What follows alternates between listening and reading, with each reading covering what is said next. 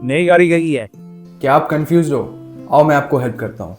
आज हम बात करेंगे टाइप ऑफ कार इंजन्स के बारे में, diesel versus petrol versus CNG versus EV. 2025 में आपको कौन सी गाड़ी लेनी चाहिए आज मैं आपको बताऊंगा।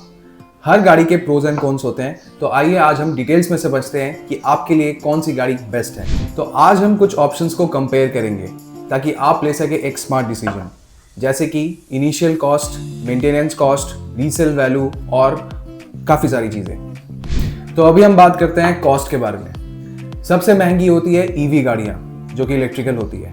उसके बाद में आती है डीजल की गाड़ियाँ जो कि डीजल पे चलती है ऑफ कोर्स। फिर पेट्रोल और सीएनजी दोनों ही गाड़ियों के रेंज सिमिलर होती है मोस्टली। तो आइए जानते हैं रनिंग कॉस्ट के बारे में। जैसे कि मैंने आपको बताया कि ईवी गाड़ी बहुत महंगी होती है, लेकिन यहाँ पे एक कैच है। अगर रनिंग कॉस्ट के बारे में मैं आपको बताऊं, ईवी गाड़ी को रन करने में सबसे कम खर्चा आता है, ठीक है। ईवीज के बाद आती है सीएनजी, उसके बाद आती है डीजल, और सबसे महंगी गाड़ियां जो होती है वो है आपको पेट्रोल में खर्चा रहता है। तो आइए बात करते हैं अब मेंटेनेंस के बारे में। आपको कितना खर्चा आएगा इन चारों कैटेगरी के गाड़ियों को मेंटेन करने में। तो ईवी का क्योंकि पार्ट्स कम होते हैं तो इसका मेंटेनेंस कॉस्ट भी कम होता है, लेकिन यहाँ पे कैच है। अगर आपको कभी बैटरी रिप्लेस करने पड़े फ्यूचर पे, तो इनिशियल कॉस्ट जो होता है ईवीओ की गाड़ियों की, उसको 50% प्राइस आपको पे करना पड़ेगा एक नया बैटरी लेने के लिए। ये आप ध्यान में रखिएगा। फिर आता है डीजल की गाड़ियाँ जो कि थोड़ा एक्सपेंसिव होता है मेंटेन करने में। पेट्रोल का गाड़ियाँ ओके होता है, आप आराम से उसका खर्चा निकाल सकते हो। और सीएनजी की जो गाड़ियाँ होती है उसका जो मेंटेनेंस कॉस्ट है वो थोड़ा सा ट्रिकी है, उसको आपको ध्यान से समझना पड़ेगा। तो आइए बात करते हैं परफॉर्मेंस के बारे में कि कौन सी गाड़ी कैसे फील देती है आपको ड्राइव करने में। ईवी की गाड़ियां जो होती है उसका जो टॉर्क है वो सीधा इलेक्ट्रिसिटी से प्रोड्यूस होती है। वो स्टार्ट तो तुरंत हो जाती है, लेकिन जो डीजल और पेट्रोल की गाड़ियां होती है वहां पे एक प्रॉपर इंजन होती है जो कि टॉर्क प्रोड्यूस करने में थोड़ा तो टाइम लेती है, लेकिन जो आपको फील आती है वो बहुत ही अमेजिंग होती है। और एनी अदर डे आप डीजल और पेट्रोल की गाड़ियां जब लोगे आपको ड्राइव करने में जरूर मजा आएगा। गाड़ियों की जब भी बात होती है पोल्यूशन की और एनवायरनमेंट की, राइट। सो आज हम डिस्कस करेंगे कि कौन सी गाड़ियां कितनी ज़्यादा पोल्यूशन करती है। अगर हम बात करते हैं ईवीज की, वो तो जीरो पोल्यूशन करती है, लेकिन यहाँ पे एक बहुत बड़ी सच्चाई आप सभी से छुपाई जा रही है। एक ईवी की गाड़ी की बैटरी को प्रोड्यूस करने में बहुत ज़्यादा पोल्यूशन होता है, और ये बात हम अगले वीडियो में डिस्कस करेंगे।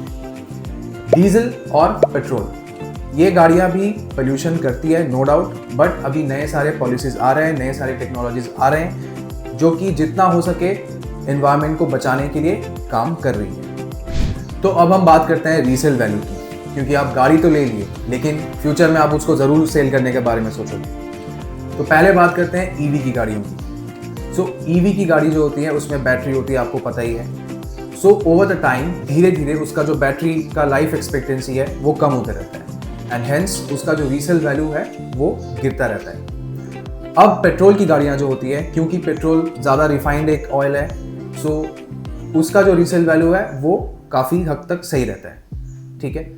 लेकिन जो डीजल की गाड़ियां होती है, डीजल की गाड़ी जो लोग खरीदते हैं वो बहुत ज़्यादा यूज़ करते हैं, एंड हेंस उसका जो रीसेल वैल्यू है वो थोड़ा सा डाउन रहता है compare to all other categories. And अभी सीएनजी में उतना एक्सेप्टेंस नहीं है इंडिया में, सो इसका जो रीसेल वैल्यू है वो मॉडरेट रहता है। तो अब हम जानते हैं कि कौन सी गाड़ी आपके लिए है। अगर आप ए लोकेशन से बी लोकेशन डेली बेसिस पे जा रहे हो और आपके घर में अगर चार्जिंग पॉइंट है, तो ज़रूर आपको ईवी गाड़ी ही लेनी चाहिए, क्योंकि अभी इंडिया में ज़्यादा चार्जिंग पॉइंट्स नहीं है। सो इसलिए आपको ये ध्यान में रखना है कि आपके घर में ही चार्जिंग पॉइंट हो। नेक्स्ट हम बात करेंगे डीजल की गाड़ी की।